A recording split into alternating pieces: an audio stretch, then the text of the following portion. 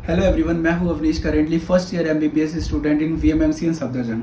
तो बेसिकली यार नीट में बहुत ही कम दिन बचे हैं, लगभग 20 या 15 दिन बचे हैं। तो अभी बहुत बच्चों की मेरे पास क्वेरी आ रही है कि यार भैया मेरे ना ऑर्गेनिक में मार्क्स नहीं बन रहे हैं। तो आपको एक चीज़ याद रखना है कि जो ऑर्गेनिक है ना, उसमें भाई हमारे 45 में से 15 सवाल बनने हैं, मतलब 1/3 पार्ट। 33% अप्रॉक्स तुम्हारा पूरा केमिस्ट्री का ऑर्गेनिक लेके जाने वाला है। तो अगर तुम ऑर्गेनिक में स्कोर नहीं करोगे तो तुम काफ़ी पीछे रह जाओगे। समझ में आया?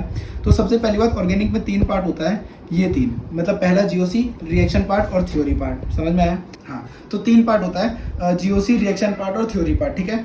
अब आपको सबसे पहले तो जो टेस्ट है आपके, उससे एनालाइज करना है कि आपके मार्क्स कहाँ घट रहे हैं। ठीक है, विच किसमें तुम स्कोर लो स्कोर कर रहे हो। देखो, जीओसी जो है बेसिकली वो बेसिक है। अगर आपकी जीओसी नहीं बनेगी तो आपका आगे का ऑर्गेनिक बनना ही नहीं है। तो अगर आप जीओसी में स्कोर लो कर रहे हो तो आपको जाके यूट्यूब पे योगेश जैन सर का लेक्चर देखना। मैंने आप लोगों को पहले ही बता रखा है, मैंने सर से पढ़ा है, तो मैं वही सजेस्ट करूंगा क्योंकि बहुत अच्छा समझ में आता है। दूसरी चीज, रिएक्शन वाला पार्ट। ठीक है, अगर आप रिएक्शन में स्कोर कम कर रहे हो, आपको समझ नहीं आ रहा कि रिएक्शन कैसे करनी है, अगर आपको ये समझ नहीं आ रहा है कि कैसे सीक्वेंस वाले रिएक्शन, जैसे कि ए से बी बन रहा है और बी से सी बन रहा है, तो बताओ सी क्या है, ऐसे वाले रिएक्शन आपसे नहीं बन रहे, तो आप जाके सबसे पहले योगेश जैन सर का ये वाला लेक्चर देखो, जो कि हमारा अवेलेबल है इस पे पीडब्ल्यू टेस्ट सीरीज पे। ठीक है, इसमें सर ने 42 मिनट में सारे नेम रिएक्शन बता रखे हैं। ठीक है, आपको इससे सारे नेम रिएक्शन समझ में आएंगे, याद होगा। सबसे इंपॉर्टेंट बात है कि रिएक्शन याद करो, जीओसी को पढ़ो। तीसरा, थ्योरी पार्ट। अब थ्योरी पार्ट के लिए आपको कुछ अलग से टाइम नहीं देना है। आपका जो भी टेस्ट में क्वेश्चन गलत हो रहा है वो कौन से पार्ट का है, ठीक है,